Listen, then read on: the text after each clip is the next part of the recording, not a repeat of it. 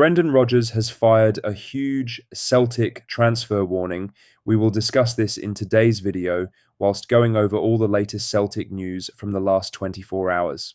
But first, make sure you like this video and subscribe to the channel for more Celtic content. Kelechi Iheanacho has revealed the three Celtic players who have stood out most to him since arriving in Glasgow.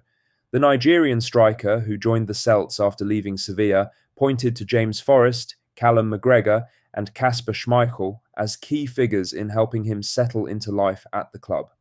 Speaking to Celts here, Iheanacho praised Forrest's long-standing presence at Celtic, describing him as a club legend he had known about even before moving to the UK. He also singled out McGregor's leadership and expressed his happiness at reuniting with Schmeichel, a former teammate during their time together at Leicester City. Iheanacho has made an immediate impression since his arrival, scoring a decisive penalty on his debut against Kilmarnock. His relationship with Brendan Rodgers and Schmeichel has clearly made his transition smoother, but the influence of long-serving players like Forrest and McGregor has also played a part. He said, "Yeah, to be fair, obviously I said to James when I came in that since I've come to the UK, I've been obviously hearing the name Forrest for a long, long time. He's still here playing and he's a legend at this club. So I just said that to him. Obviously, I've been hearing his name for a long time and he's a great pleasure for me. And obviously, the captain has been here for a long time as well. And coming here, meeting my friend Casper as well. I'm obviously happy to meet them. Forrest's influence at Lennox Town is still strong. And as one of Celtic's most decorated players, his legacy continues to impress new arrivals. Iheanacho's words show just how highly Forrest is regarded inside the squad. McGregor, as captain and midfield anchor, remains the obvious leader for newcomers to look towards. Years of top-level experience and a steady presence in the team mean his professionalism left a clear mark on the former Premier League striker. The link with Schmeichel is another key factor. Their Leicester connection has given Iheanacho stability as he adapts to a new league and environment, and that familiarity has already been evident in big moments on the pitch. Celtic are pushing on across several fronts, and having a striker who is both scoring and building bonds with the group is a huge positive. Rodgers will want Iheanacho's integration to keep moving at this pace, with trust in senior figures turning into goals and big performances when it counts. Now for the main story, Brendan Rodgers has made it clear he wants Celtic to move quickly and decisively when the January transfer window opens, even though it's still 4 months away. Speaking to Celts here, the Irishman admitted the club had missed out on key targets in the summer and stressed the need to learn from those mistakes. Rodgers has kept his tone measured in recent weeks despite growing unrest among supporters, but there was no mistaking his message. He wants better planning and quicker action when the next window opens. His comments follow a frustrating summer that saw Celtic fall short in landing several first-choice signings, including much-needed attacking options, despite recently announcing strong financial results. While fans have made their frustration clear with protests and criticism of the board, Rodgers is focusing on what can still be done. He confirmed that the club's scouting team is already working behind the scenes, identifying potential additions and fine-tuning recruitment priorities. The January market is always a tricky one. Prices are high and clubs are often reluctant to sell. But Rodgers left no doubt that Celtic need to be organised and ready, not left scrambling or hesitating once the window opens. He said, "I really hope so. I think that at this moment in time, it's with the scouting team.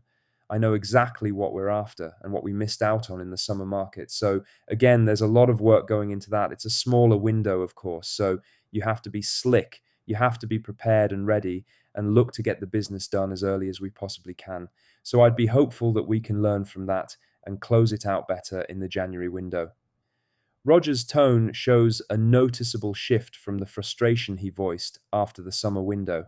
His attention has now turned to what can realistically be improved during the season. He hasn't hidden the fact that the squad still has gaps, and he clearly wants to make sure those issues are sorted well before February arrives. Supporters will be paying close attention to what the club does in January. Many felt let down by how the summer unfolded, and any promises about better communication and ambition will be measured by how the board supports the manager when it comes to new signings. Recruiting in January is never easy. Prices tend to rise, and clubs often don't want to lose key players mid-season. but Rodgers made it clear that the work to prepare is already underway. The big question is whether that preparation will actually lead to the backing he needs when the window opens. For now, Rodgers is making do with the players at his disposal, but the January window could end up being about more than just squad depth. It might reveal just how much trust and support he really has from those running the club. In other news, Brendan Rodgers has shared a positive update on Celtic's defensive options ahead of tomorrow's Premiership match against Hibernian at Celtic Park. Speaking to Seltzer here, the manager confirmed that Anthony Ralston is fit and ready to play, while Austin Trusty has rejoined training after recovering from a recent knock.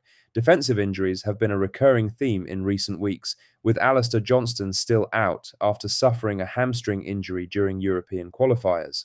Rodgers was optimistic about the right-back's recovery, saying Johnston is on track to return to full training soon, even though he won't be involved this weekend. Interestingly, there was no mention of Cameron Carter-Vickers, who looked uncomfortable during the closing stages of the Red Star Belgrade game. The fact he wasn't included in the injury update is a good sign, suggesting he's fit and available as usual. With a packed fixture list ahead, Rodgers will be glad to see defensive reinforcements returning. The added depth will allow him to rotate more effectively during what promises to be a testing run of games both at home and in Europe. He said, "Tony trained at the beginning of the week. He obviously travelled with us and he's available for tomorrow. Austin had his first day back with the training group today. We've got Ali Johnston. Yes, Ali will be hopefully joining us soon, but clearly not ready yet. Ralston's availability is a boost, especially with Johnston still working through rehab. The right back is likely to feature more regularly in the coming weeks as Celtic look to balance rest and rotation across all competitions. Trusty's return to training also comes at a crucial time, with the squad stretched at centre-back and Carter-Vickers just returning to regular minutes after surgery over the summer. Rodgers may opt to ease the American defender back into action, depending on match fitness. Johnston, while still out, is making steady progress and could re-enter the conversation later this month if recovery continues as planned. His return would give Rodgers a full complement of right-sided defenders for the first time this season. For now, the injury bulletin brings more positives than negatives, and Rodgers will welcome the added depth as Celtic look to build on their recent European momentum and keep pressure on domestically. Lastly, there was a surprise visitor at Lennox Town earlier today as City Football Group performance consultant Shane Murphy was seen watching over Celtic's final training session before tomorrow's league clash with Hibernian at Celtic Park.